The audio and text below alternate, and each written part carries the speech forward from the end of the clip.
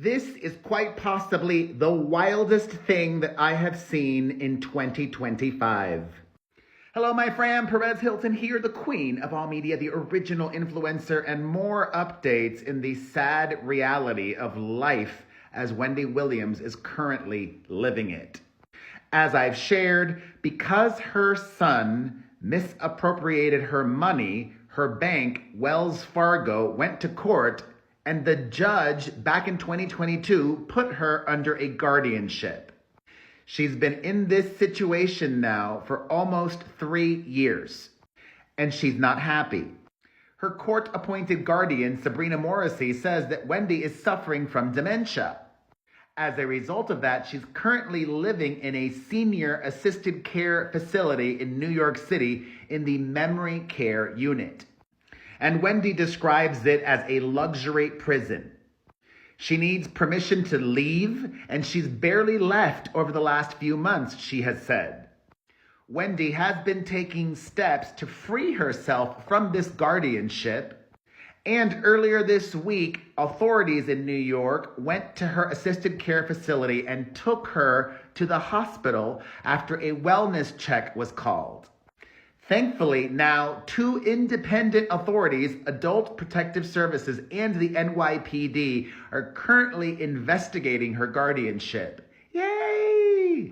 And I've said this time and time again. I think that there must be a better setup that can allow to protect her finances while also giving her the freedom to live her life with her loved ones as she wants. Putting her money protected in a trust seems like a no-brainer to me, right? Especially because she does have family members that are willing to take care of her. Take care of her, and the trust takes care of her money. Well, Wendy has just given another new interview. The former talk show host called into her friend Rosanna Scotto on Good Day New York and had the following to say. Quote, "In terms of getting out of guardianship, that is my number one most important thing," Wendy shared passionately. And earlier this week at the hospital, she was given a psychiatric evaluation, which might seem simple to us, 10 questions, but she answered all 10 questions correctly. And that could be a struggle, or would be a struggle for somebody with severe dementia, or even moderate dementia. Wendy asserts that she is sober and that has helped with her memory issues. She herself told Good Day New York that she passed this evaluation earlier this week with flying colors. And she explains, even though her guardian went to court to ask for more testing of Wendy, Wendy says, quote, "I wanted independently tested, and that is what I want, and that is what I got." Wendy's been doing a lot of phone interviews over the last couple of months. In fact, she's got one scheduled for Friday on The View. And in a previous interview, she shares that she's not been seen by a specialist. She's not been seen by a doctor that treats dementia in over a year and a half. If true, that is pretty wild to me.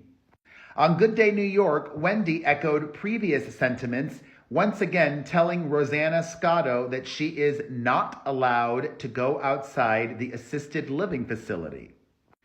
She said that she is on the 5th floor, which she said is the memory unit, where others on the floor don't remember anything. She explained how she has to stay in the building, and to go to the gym on the 3rd floor of the facility, someone from the building has to walk her down.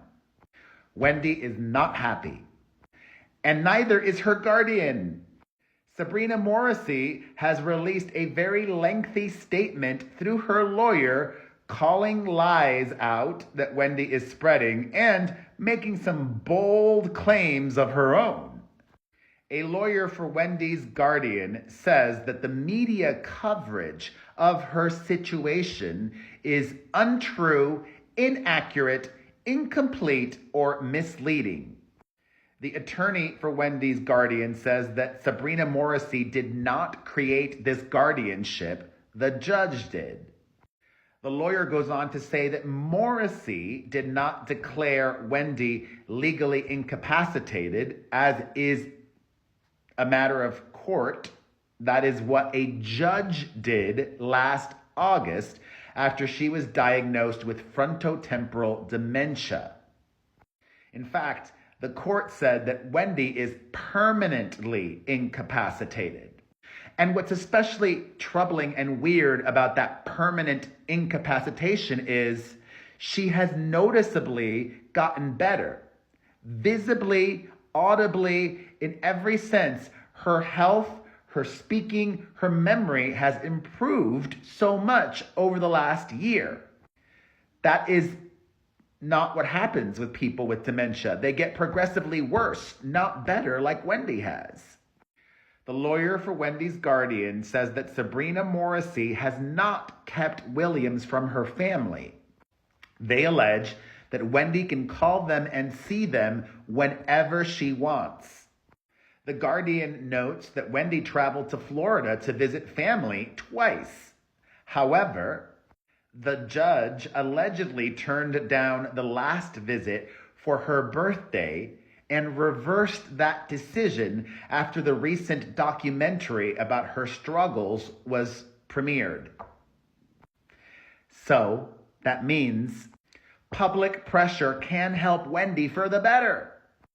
The lawyer for Sabrina Morrissey says that Wendy is receiving excellent medical care at this assisted care facility, that there is a spa, a workout room, excellent food, a dining room, and outside terraces.